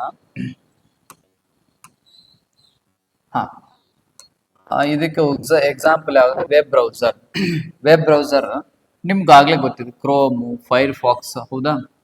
ನೀವು ಲ್ಯಾಪ್ಟಾಪ್ಗಳನ್ನ ಯೂಸ್ ಮಾಡ್ತಾ ಇದ್ರೆ ಈ ಫೈರ್ ಫಾಕ್ಸ್ ಬಗ್ಗೆ ಗೊತ್ತಿರುತ್ತೆ. ಯೂಸಲಿ ಮೊಬೈಲಲ್ಲಿ ಗೂಗಲ್ ಕ್ರೋಮನ್ನು ಜಾಸ್ತಿ ಯೂಸ್ ಮಾಡ್ತೀವಿ. ಇವೆಲ್ಲ ಏನಂತ ವೆಬ್ ಬ್ರೌಸರ್ ಅಪ್ಲಿಕೇಶನ್ ಸಾಫ್ಟ್ವೇರ್ಗೆ ಉದಾಹರಣೆ. ಇವುಗಳು ಕೂಡ ನಿರ್ದಿಷ್ಟ ಕೆಲಸಕ್ಕೆ ನಾವು ಬಳಸ್ತೀವಿ, ಹೌದಾ? ಒಂದು ನಿರ್ದಿಷ್ಟವಾದ ಕೆಲಸವನ್ನ ನಾವು ಏನು ಮಾಡಲಿಕ್ಕೆ ಬಳಕೆ ಮಾಡಲಿಕ್ಕೆ ಇವುಗಳನ್ನ ಉಪಯೋಗ ಮಾಡ್ತೇವೆ, ಹೌದಾ? ಕ್ರೋಮ್ ಬ್ರೌಸರ್ ಅನ್ನ ನಾವು ಏನ್ ಮಾಡ್ತೀವಿ, ಇಂಟರ್ನೆಟ್ ಸರ್ಚ್ ಮಾಡ್ಲಿಕ್ಕೆ, ಯಾವ್ದಾದ್ರು ಒಂದು ವಿಷಯಕ್ಕೂ ಸರ್ಚ್ ಮಾಡ್ಲಿಕ್ಕೆ ಬಳಸ್ತೀವಿ. ಫೈರ್ ಫಾಕ್ಸ್ ಅನ್ನು ಕೂಡ ಹಾಗೆ, ಹೌದಾ? Device driver, compiler, BIOS system software ಮತ್ತು ಫರ್ಮ್ವೇರ್ಗೆ ಉದಾಹರಣೆ ಆಗಿರುತ್ತವೆ. ವೆಬ್ ಬ್ರೌಸರ್ ಇಂಟರ್ನೆಟ್ ಬ್ರೌಸಿಂಗಿಗೆ ಬಳಕೆ ಆಗುತ್ತದೆ. ಅಪ್ಲಿಕೇಶನ್ ಸಾಫ್ಟ್ವೇರ್ ಬಳಕೆದಾರನಿಗೆ ನೇರ ಬಳಕೆ. ಇತರ ಉದಾಹರಣೆ ಅಂದ್ರೆ MS ವರ್ಡ್, ಫೋಟೋಶಾಪ್ ಅಪ್ಲಿಕೇಶನ್ ಸಾಫ್ಟ್ವೇರ್ಗೆ ಎಕ್ಸಾಂಪಲ್. ಹಾಗೆ ಅಂತಿಮ ಬಳಕೆದಾರ, ಎಂಡ್ ಯೂಸರ್, ನಿರ್ದಿಷ್ಟ ಕೆಲಸಗಳಿಗೆ ಬಳಸುವ ಸಾಫ್ಟ್ವೇರ್ ಯಾವುದು ಅಂತ ಕೇಳ್ತಿದ್ದಾನೆ. ಸೊ ಆನ್ಸರ್ ಏನಾಗುತ್ತೆ ನೋಡ್ರಿ, ಇದು ಆನ್ಸರ್ ಏನಾಗುತ್ತೆ ಅಂದ್ರೆ ಅಪ್ಲಿಕೇಶನ್ ಸಾಫ್ಟ್ವೇರ್ ಬಳಕೆದಾರ ನಿರ್ದಿಷ್ಟ ಕೆಲಸಗಳಿಗೆ typing, calculation, browsing. System software ಏನಂದ್ರೆ ಹಾರ್ಡ್ವೇರ್ ನಿರ್ವಹಣೆ ಮಾಡಲಿಕ್ಕೆ. ಫರ್ಮ್ವೇರ್, BIOS ಏನಂದ್ರೆ ಹಾರ್ಡ್ವೇರ್ ನಲ್ಲಿ ಶಾಶ್ವತವಾಗಿ ಇರ್ತವೆ ಇವು. ಅಪ್ಲಿಕೇಶನ್ ಸಾಫ್ಟ್ವೇರ್ ಬಳಕೆದಾರರೊಂದಿಗೆ ನೇರವಾದ ಸಂಪರ್ಕವನ್ನು ಕಲ್ಪಿಸಲಿಕ್ಕೆ ಬಳಕೆ ಆಗ್ತವೆ. ನೆಕ್ಸ್ಟ್, ಅಡೋಬ್ ಫೋಟೋಶಾಪ್ ಯಾವ ವರ್ಗದ ಏನಂತಂದ್ರೆ ಸಾಫ್ಟ್ವೇರ್ ಅಂತ ಕೇಳಿದ್ರೆ, Adobe Photoshop belongs to which category of software? Important ಆಗಿರುವಂಥದ್ದೇ. ಇಲ್ಲೇ ನಾವು ನೋಡ್ತೀವಿ ಅಪ್ಲಿಕೇಶನ್ಸ್. ಅಡೋಬ್ ಫೋಟೋಶಾಪ್ ಅಂದ್ರೆ ನಾವು ಫೋಟೋಗಳನ್ನ, ಇಮೇಜ್ಗಳನ್ನ ಎಡಿಟ್ ಮಾಡ್ಲಿಕ್ಕೆ ಬಳಸ್ತೀವಿ, ಹೌದಾ? ಆ ಎಡಿಟ್ ಮಾಡ್ಲಿಕ್ಕೆ ಬಳಸುವಂಥದ್ದು ಯಾವುದಂದ್ರೆ ಅಡೋಬ್ ಫೋಟೋಶಾಪ್. ಇದೊಂದು ಅಪ್ಲಿಕೇಶನ್ ಸಾಫ್ಟ್ವೇರ್, ಗ್ರಾಫಿಕ್ ಡಿಸೈನ್ ಕೆಲಸಕ್ಕೆ ಬಳಕೆ ಆಗ್ತದೆ. ಫೋಟೋ ಸಾಫ್ಟ್ವೇರ್ ಚಿತ್ರ ಸಂಪಾದನೆಗೆ ಅಥವಾ ಇಮೇಜ್ ಎಡಿಟಿಂಗ್ಗೆ ಬಳಕೆ ಆಗುತ್ತೆ. ಅಪ್ಲಿಕೇಶನ್ ಸಾಫ್ಟ್ವೇರ್ ಬಳಕೆದಾರ ನಿರ್ದಿಷ್ಟ ಕೆಲಸಕ್ಕೆ ಬಳಕೆ ಆಗುತ್ತೆ. ಇತರ ಉದಾಹರಣೆ Corel Draw, JMF, Photoshop. Adobe company licensed software ಅಂತಂದ್ರೆ ಹಣ ಕೊಟ್ಟು ಬಳಕೆ ಮಾಡುವಂತ ಸಾಫ್ಟ್ವೇರ್ಗಳು. ನೆಕ್ಸ್ಟ್ ಪ್ರಶ್ನೆ,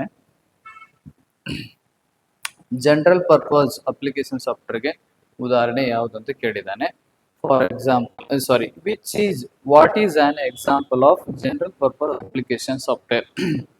payroll, MS Office, hospital management system, airline reservation system. ಇಲ್ಲಿ ನೋಡ್ರಿ, ಜನರಲ್ ಪರ್ಪಸ್ ಹಲವಾರು ಕೆಲಸ ಪರ್ಪಸಸ್ ಇದೆ. ಒಂದು ಪರ್ಪೋಸ್ ಅನ್ನ ಅಥವಾ ಹಲವಾರು ಪರ್ಪೋಸ್ ಇಟ್ಕೊಂಡು ಕೆಲಸ ಮಾಡೋದು ಅಪ್ಲಿಕೇಶನ್ ಸಾಫ್ಟ್ವೇರ್.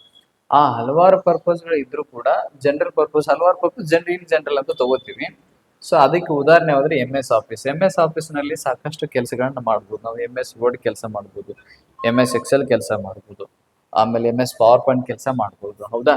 ಸ್ಪೆಸಿಫಿಕ್ ಪರ್ಪಸ್ಗೆ ಪೇರೋಲ್, ಹಾಸ್ಪಿಟಲ್ ಮ್ಯಾನೇಜ್ಮೆಂಟ್ ಸಿಸ್ಟಮ್, ಇವುಗಳನ್ನು ನಾವು ಸ್ಪೆಸಿಫಿಕ್ ಅಂತ. ಪೇರೋಲ್ ಅಂತಂದ್ರೆ ಯಾರು ಕೆಲಸ ಮಾಡ್ತಾರೆ, ಕೆಲಸರಿಗೆ ವೇತನವನ್ನ ನೀಡಲಿಕ್ಕೆ ಪೇರೋಲ್ ಅನ್ನು ಬಳಸ್ತೀವಿ. ಹಾಗೆ ಹಾಸ್ಪಿಟಲ್ ಮ್ಯಾನೇಜ್ಮೆಂಟ್ ಸಿಸ್ಟಮ್ ಅಂದ್ರೆ ಹಾಸ್ಪಿಟಲ್ ನಿರ್ದಿಷ್ಟ ಕೆಲಸಗಳಿಗೆ. ಫಾರ್ ಎಕ್ಸಾಂಪಲ್, ರೋಗಿಗಳನ್ನ ತಗೊಳಕ್ಕೆ, ಅವ್ರ ಹೆಸರನ್ನು ಬರ್ಕೊಡಕ್ಕೆ, ಅಥವಾ ಅವರಿಗೆ ನೀಡುವಂತಹ ನಮ್ಮ ಮೆಡಿಸಿನ್ಗಳನ್ನ ನಾವೇನು ಕಂಪ್ಯೂಟರ್ ಟೈಪ್ ಮಾಡೋದು ಜನರೇಟ್ ಮಾಡ್ಕೊಡ್ತೀವಿ, ಸ್ಲಿಪ್ ಅಲ್ಲಿ ಜನರೇಟ್ ಮಾಡ್ಕೊಡ್ತಾರಲ್ಲ, ಅವೆಲ್ಲವೂ ಹಾಸ್ಪಿಟಲ್ ಮ್ಯಾನೇಜ್ಮೆಂಟ್ ಸಿಸ್ಟಮ್ ನಡಿಯಲ್ಲೇ ಬರ್ತಾವೆ, ಹೌದಾ? ಆ ರೀತಿ ನಿರ್ದಿಷ್ಟ ಕೆಲಸಗಳಿಗೆ ಏನ್ ಮಾಡ್ತೀವಿ, ಉಪಯೋಗ ಮಾಡುವಂಥದ್ದು. ಓಕೆ, ನಿರ್ದಿಷ್ಟ ಅಪ್ಲಿಕೇಶನ್ಗೆ ಉದಾಹರಣೆ. What is an example of specific purpose application software ಅಂತೇಳಿ. ಸೊ ಆನ್ಸರ್ ನೋಡಿದೀವಿ ನಾವು ಈಗಾಗಲೇ, ಪೇರೋಲ್ ಸಾಫ್ಟ್ವೇರ್, ಹೌದಾ? ಪೇರೋಲ್ ಸಾಫ್ಟ್ವೇರ್ ಸ್ಪೆಸಿಫಿಕ್ ಪರ್ಪಸ್, ಸಂಬಳ ಲೆಕ್ಕಕ್ಕೆ ಮಾತ್ರ. ಹಾಸ್ಪಿಟಲ್ ಮ್ಯಾನೇಜ್ಮೆಂಟ್, ಏರ್ಲೈನ್ ರಿಸರ್ವೇಶನ್, ಯಾವುದೇ ಪರ್ಪೋಸ್ ಇರಲಿ, ಸಾಕಷ್ಟು ಎಕ್ಸಾಂಪಲ್ 1000 ಕೊಡ್ಬೋದು. MS Word, MS Excel, Notepad, general ಪರ್ಪಸ್ಗೆ ಬಳಸ್ತೀವಿ. ಸ್ಪೆಸಿಫಿಕ್ ಪರ್ಪಸ್ಗೆ ಒಂದು ನಿರ್ದಿಷ್ಟ ಉದ್ಯಮ ಕೆಲಸಕ್ಕೆ ಮಾತ್ರ ಒಳಗೊಂಡಿರ್ತದೆ. ಪೇರೋಲ್ ಸಾಫ್ಟ್ವೇರ್ ಸಂಬಳ, ತೆರಿಗೆ ಲೆಕ್ಕಾಚಾರ. ಪೇ ಅಂತಂದ್ರೆ ಸಂಬಳ, ಪೇ ಅಂತಾರಲ್ಲ.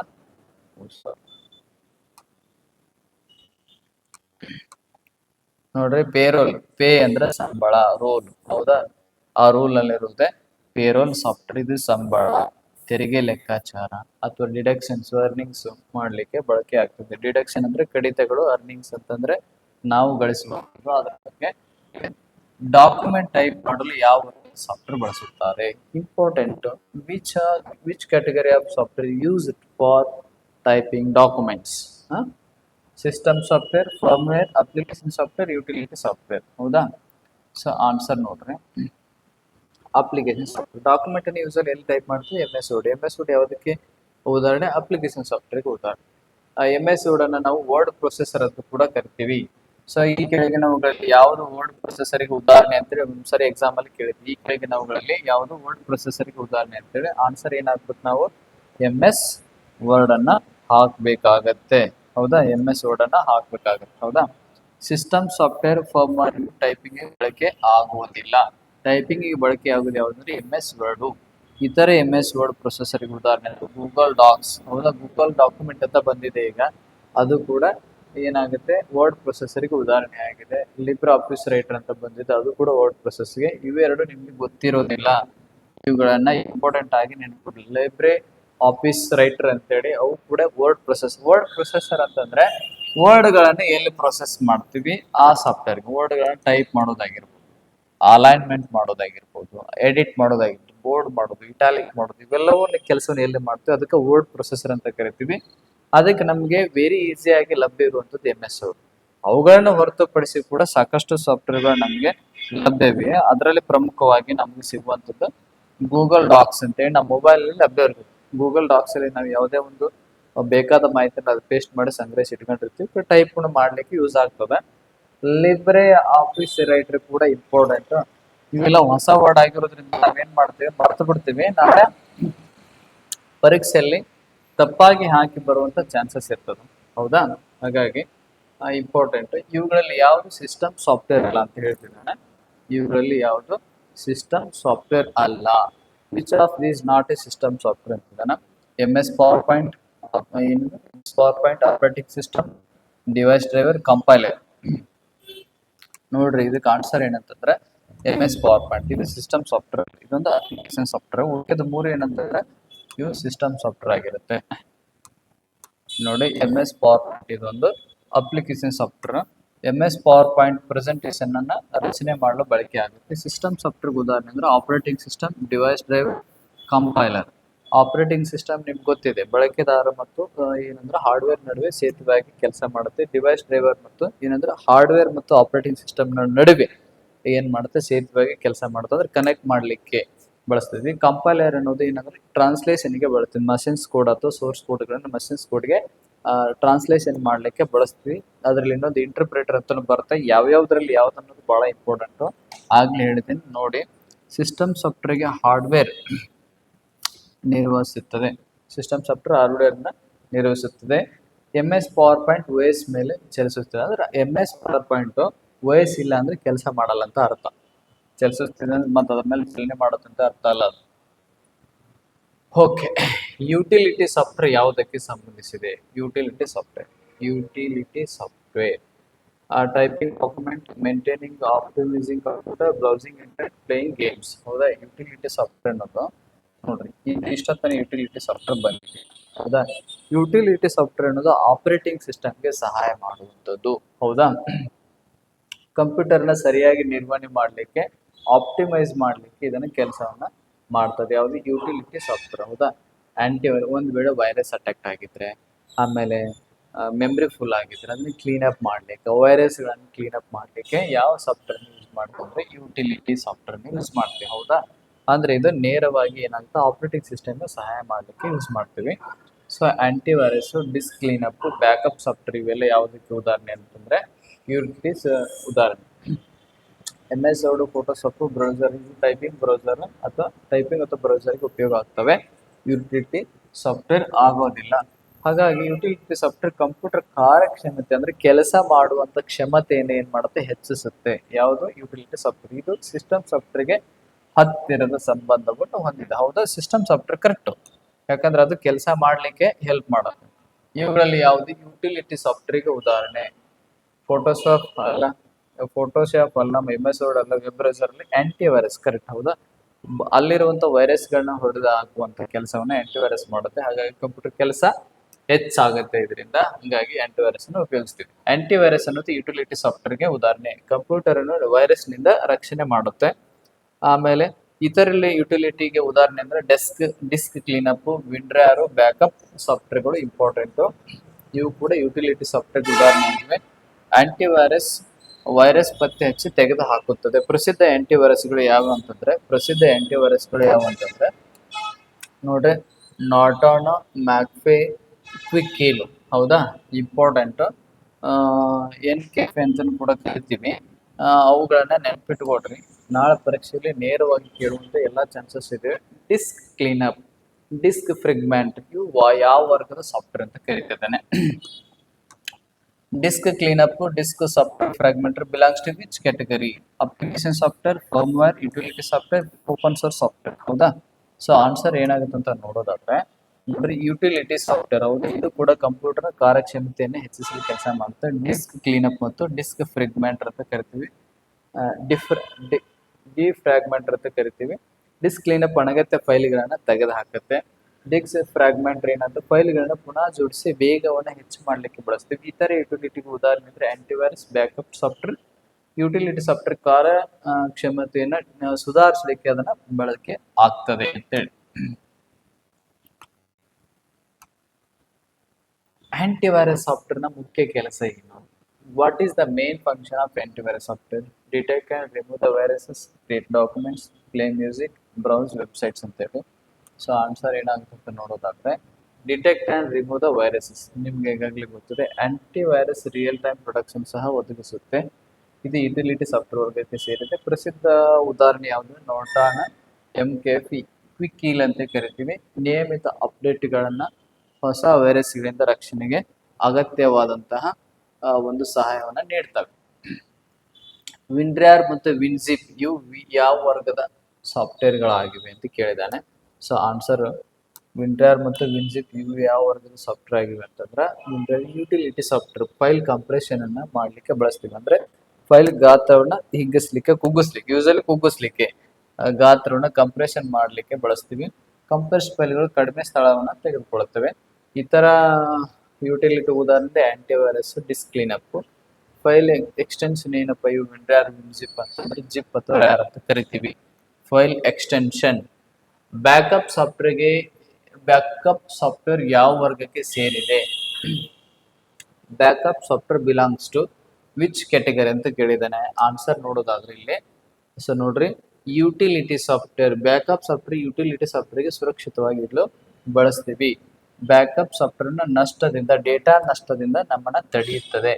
Google Drive backup, Time Machine ಇವೆಲ್ಲ ಏನ್ ಮಾಡ್ತಾವ ಅಂದ್ರೆ ಈಗಾಗಲೇ ನಾವು ಮಾಡಿದಂಥ ಕೆಲಸಗಳನ್ನ ಉಳ್ಕೊಂಡಿರ್ತಾವ, ಕೆಲವೊಂದ್ಸರಿ ಅಳಿಸಿ ಹೋಗಿರ್ತಾವ, ಅದನ್ನ ಬ್ಯಾಕಪ್ ಮಾಡ್ಲಿಕ್ಕೆ, ಮರಳಿ ಪಡ್ಲಿಕ್ಕೆ ಯೂಸ್ ಮಾಡ್ತಾವು. ಸೊ ಬಹಳ ಇಂಪಾರ್ಟೆಂಟ್. ಕಂಪ್ಯೂಟರ್ ಕಾರ್ಯಕ್ಷಮತೆ ಸುಧಾರಿಸಲು ನಿರ್ವಹಿಸಲು ಬಳಸುವ ಸಾಫ್ಟ್ವೇರ್ ಯಾವ ವರ್ಗ ಅಂತ ಕೇಳಿದಾನೆ. ಸಾಫ್ಟ್ವೇರ್ ಕಾರ್ಯಕ್ಷಮತೆ ಸುಧಾರಿಸಲು ನಿರ್ವಹಿಸಲು ಬಳಸುವ ಸಾಫ್ಟ್ವೇರ್ ವರ್ಗ ಯಾವುದು ಅಂತ ಕೇಳಿದಾನೆ. ಸೊ ಇಲ್ಲಿ ನೇರವಾದ ಆನ್ಸರ್ ಯಾವ್ದಾಗುತ್ತೆ ಅಂತಂದ್ರೆ ನೋಡ್ರಿ, ಯುಟಿಲಿಟಿ ಸಾಫ್ಟ್ವೇರ್ ಅಂತ ಆಗುತ್ತೆ. ಸೊ ಅದು ಕೂಡ ಬಹಳ ಇಂಪಾರ್ಟೆಂಟ್ ಆಗಿರುವಂತದ್ದು. ಫರ್ಮ್ವೇರ್, ಇಷ್ಟತನ ನಾವು ನೋಡಿದ್ವಿ. ಫರ್ಮ್ವೇರ್ ಅಂತೇಳಿ ಹಿಂಗಂದ್ರೆ ಏನಂತ ಹೇಳಿ, what's mean by what is firmware ಅಂತ ಅಂದ್ರೆ ನೋಡ್ರಿ, ಸಾಫ್ಟ್ವೇರ್ ಎಂಬೆಡೆಡ್ ಇನ್ ಹಾರ್ಡ್ವೇರ್ ಡಿವೈಸಸ್. ಅಂದ್ರೆ ಹಾರ್ಡ್ವೇರ್ ನಲ್ಲಿ ಶಾಶ್ವತವಾಗಿ ಅಳವಡಿಸಿದಂತ ಸಾಫ್ಟ್ವೇರ್. ಅಂದ್ರೆ ಈಗೇನೆ ನೋಡ್ರಿ, ಪ್ರಿಂಟರ್ ಹಾರ್ಡ್ವೇರ್, ಅದೊಂದು ಹಾರ್ಡ್ವೇರ್. ಕೀಬೋರ್ಡ್ ಅದೊಂದು ಹಾರ್ಡ್ವೇರ್. ಹೌದಾ, ಮಾನಿಟರ್ ಇಲ್ಲಿ ಕಣ್ಣಿಗೆ ಏನ್ ಕಾಣ್ತದೆ ಇದೊಂದು ಹಾರ್ಡ್ವೇರ್. ಇದರಲ್ಲಿ ಶಾಶ್ವತವಾಗಿರುವಂತದ್ದು ಯಾವುದು ಅಂತಂದ್ರೆ ನಮ್ಮ ಫರ್ಮ್ವೇರ್. ಅದಕ್ಕೆ ಫರ್ಮ್ವೇರ್ ಅಂತ ಕರಿತೀವಿ. ರೋಮ್ ಮತ್ತು ಫ್ಲಾಶ್ ಮೆಮರಿಯಲ್ಲಿ ಇದು ಇರುತ್ತೆ. ಸೊ ಇದು ಉದಾಹರಣೆಗೆ ಯಾವ್ದು? BIOS, ರೂಟರ್ ಫರ್ಮ್ವೇರ್ ಇವೆಲ್ಲ ಉದಾಹರಣೆ ಆಗಿವೆ. BIOS, ರೂಟರ್ ಫರ್ಮ್ವೇರ್ ಇವೆಲ್ಲ ಉದಾಹರಣೆ ಆಗಿವೆ. ಫರ್ಮ್ವೇರ್ ಅಪರೂಪವಾಗಿ ಬದಲಾವಣೆ, ಯಾವುದೋ ಒಂದು ಸಂದರ್ಭದಲ್ಲಿ ಅಪರೂಪವಾಗಿ ಬದಲಾವಣೆ ಆಗುತ್ತೆ.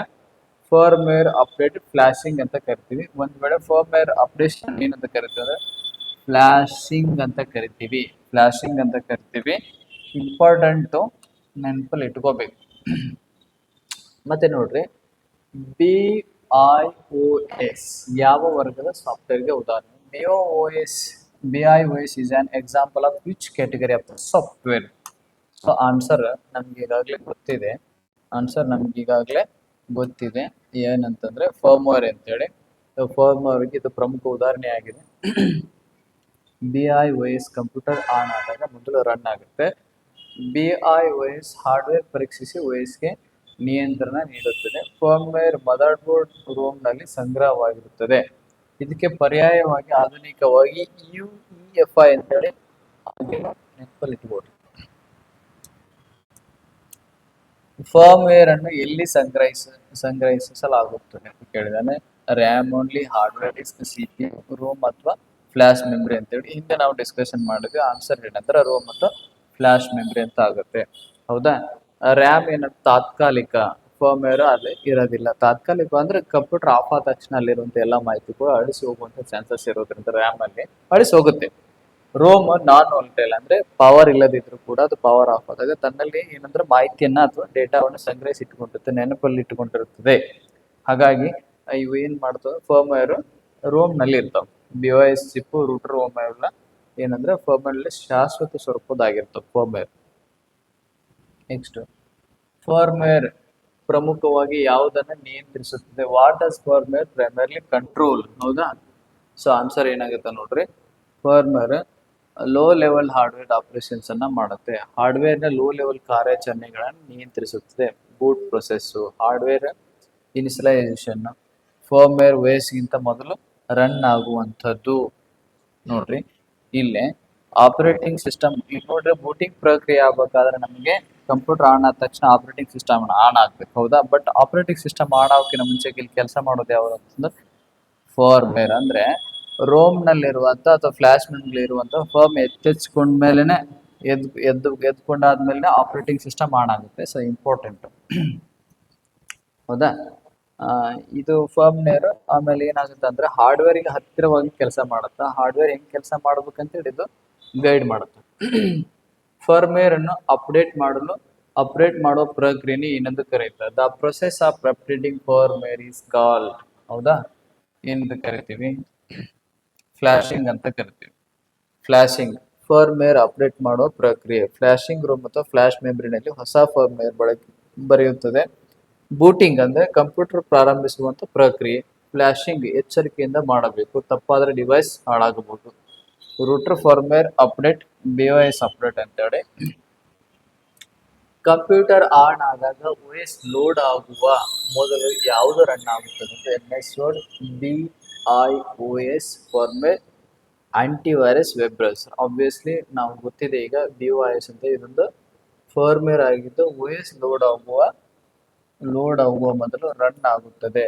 BIOS ಹಾರ್ಡ್ವೇರ್ ಸರಿಯಾಗಿ ಕೆಲಸ ಮಾಡುತ್ತಿದೆಯೇ ಎಂಬುದನ್ನ ಪರೀಕ್ಷೆ ಮಾಡುತ್ತದೆ. ಅದಕ್ಕೆ ಪೋಸ್ಟ್ ಅಂತ ಕರಿತೀವಿ, ಪೋಸ್ಟ್ ಪರೀಕ್ಷೆ ಅಂತ ಕರಿತೀವಿ.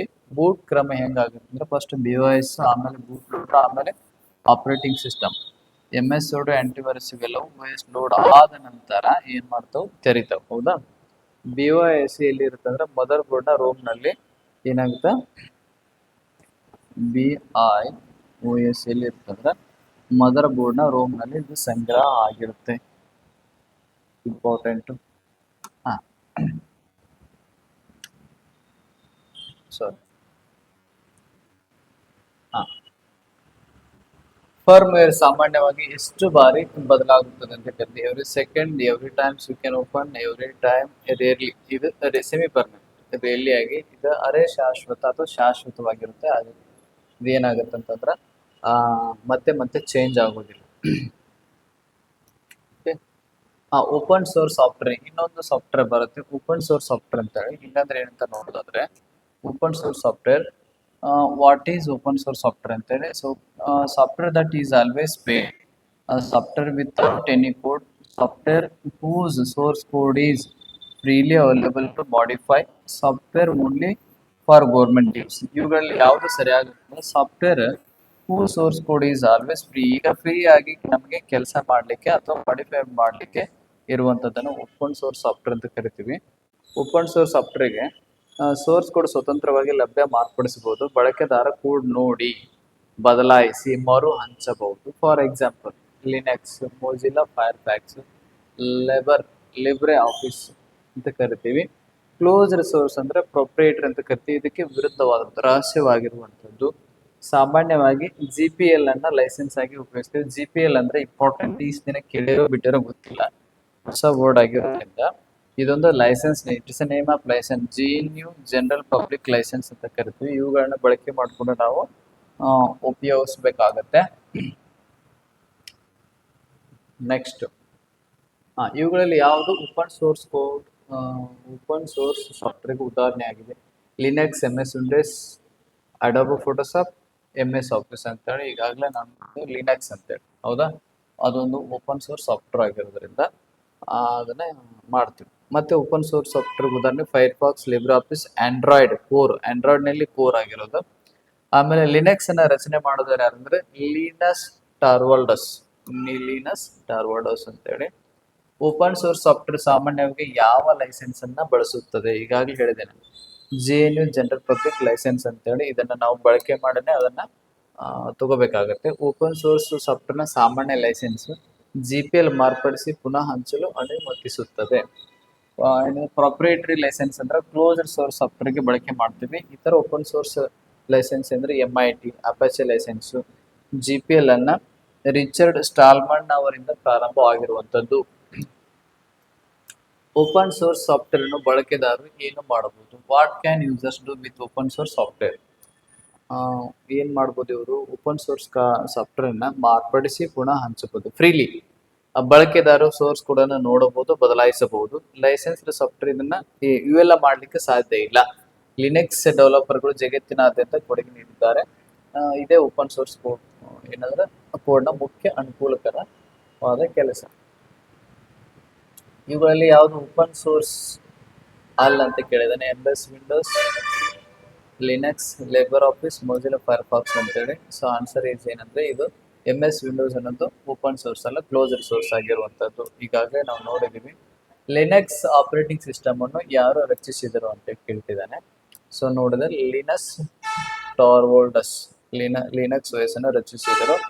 ಲಿನಕ್ಸ್ ಎಂಬುದು ಓಪನ್ ಸೋರ್ಸ್ ಆಪರೇಟಿಂಗ್ ಸಿಸ್ಟಮ್ ಆಗಿರುತ್ತೆ. ಬಿಲ್ ಗೇಟ್ಸ್ ಮೈಕ್ರೋಸಾಫ್ಟ್ನ ಫೌಂಡರ್ ಆಗಿರುತ್ತವರು, ನಮ್ಗೆ ಗೊತ್ತಿದೆ ಈಗಾಗಲೇ. ಸ್ಟೀವ್ ಜಾಬ್ಸ್, ನಿಮಗೆ ಆ್ಯಪಲ್ ಕಂಪ್ನಿ ಗೊತ್ತಿದೆ, ಆ್ಯಪಲ್ ಮೊಬೈಲ್ ಸಾಕಷ್ಟು ಜನ ಯೂಸ್ ಮಾಡ್ತಿರ್ಬೋದು. ಅದರ ಕೋ ಫೌಂಡರ್ ಸ್ಟೀವ್ ಜಾಬ್ಸ್, ಇಲ್ಲಿ ಆಪ್ಷನ್ಸ್ ಅಲ್ಲಿ ಇದ್ದಾರೆ ನೋಡ್ರಿ.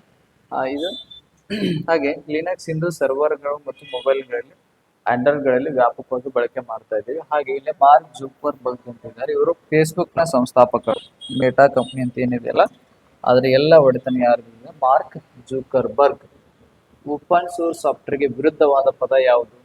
ಕ್ಲೋಸ್ಡ್ ಸೋರ್ಸ್ ಸಾಫ್ಟ್ವೇರ್ ಅಥವಾ ಪ್ರೊಪ್ರೈಟರಿ ಸಾಫ್ಟ್ವೇರ್ ಅಂತ ಕರಿತೀವಿ. ಈಗಾಗಲೇ ನಮಗೆ ಗೊತ್ತಿದೆ. ಲೈಸೆನ್ಸ್ಡ್ ಸಾಫ್ಟ್ವೇರ್ ಅನ್ನು ಬೇರೆ ಯಾವ ಹೆಸರಿನಿಂದ ಕರೆಯುತ್ತಾರೆ? Open source software, system software, firmware, proprietary ಅಂತೇಳಿ. So answer is proprietary software. ಇದನ್ನು ಒಂದು ಕಂಪನಿ ಸ್ವಂತಿಕೆಯನ್ನ ಹೊಂದಿರುತ್ತೆ. ಲೈಸೆನ್ಸ್ ಅನ್ನು ಹೊಂದಬೇಕಾಗುತ್ತೆ. ಬಳಕೆ ಮಾಡಬೇಕಾದ್ರೆ ಸೋರ್ಸ್ ಕೋಡ್ ಸಾರ್ವಜನಿಕರಿಗೆ ಲಭ್ಯವಿಲ್ಲ. ಹೌದಾ? ಇಂಪಾರ್ಟೆಂಟ್. ಕಾನೂನುಬದ್ಧವಾಗಿ ಬಳಸಲು ಹಣ ಪಾವತಿಸಬೇಕಾದ ಸಾಫ್ಟ್ವೇರ್ ಯಾವುದು ಅಂತಂದ್ರೆ ಲೈಸೆನ್ಸ್ಡ್ ಸಾಫ್ಟ್ವೇರ್. ಹೌದಾ? ಇವುಗಳಲ್ಲಿ ಯಾವುದು ಲೈಸೆನ್ಸ್ಡ್ ಸಾಫ್ಟ್ವೇರ್ ಅಂತ ಕೇಳಿದಾನೆ. ಸೊ ಆನ್ಸರ್ ಏನಾಗುತ್ತೆ ನೋಡ್ರಿ, MS ಆಫೀಸ್. MS ಆಫೀಸ್ಗಳನ್ನ ಬಳಕೆ ಮಾಡಬೇಕಾದ್ರೆ ನಾವು ನಿರ್ದಿಷ್ಟವಾದ ಮೊತ್ತಗಳನ್ನು ನಾವೇನ್ ಮಾಡಬೇಕು? ಪೇ ಮಾಡಬೇಕಾಗುತ್ತೆ. ಹೌದಾ? Adobe Photoshop, Windows OS, Linux ಇವೆಲ್ಲ ಏನಾಗುತ್ತೋ. Linux, Libre, Firefox open source, adobe Photoshop, Windows OS ಇವೆಲ್ಲ ಲೈಸೆನ್ಸ್ಡ್. ಇವುಗಳನ್ನ ಬಳಕೆ ಮಾಡಬೇಕಾದ್ರೆ ನಾವು ನಿರ್ದಿಷ್ಟವಾದ ನಿಯಮಗಳನ್ನ ಹಣವನ್ನು ಪಾವತಿಸಿನೇ ಮಾಡ್ಬೇಕು. ಇಲ್ಲ ಅಂತಂದ್ರೆ ಅದು ಪೈರೇಸಿ ಆಗುತ್ತೆ, ಕಾನೂನು ಬಾಹಿರ ಆಗುತ್ತೆ. ಫ್ರೀವೇರ್ ಎಂದರೇನು? What does ಫ್ರೀವೇರ್ mean? ಫ್ರೀವೇರ್ ಮೀನ್ ಅಂದ್ರೆ ನೋಡ್ರಿ, free to use but source code not open. ಅಂದ್ರೆ ಉಚಿತವಾಗಿ ಬಳಸಬಹುದು, ಆದ್ರೆ ಸೋರ್ಸ್ ಕೋಡ್ ಓಪನ್ ಅಲ್ಲ. ಹೌದಾ? ಫ್ರೀವೇರ್ ಹಣ ಪಾವತಿ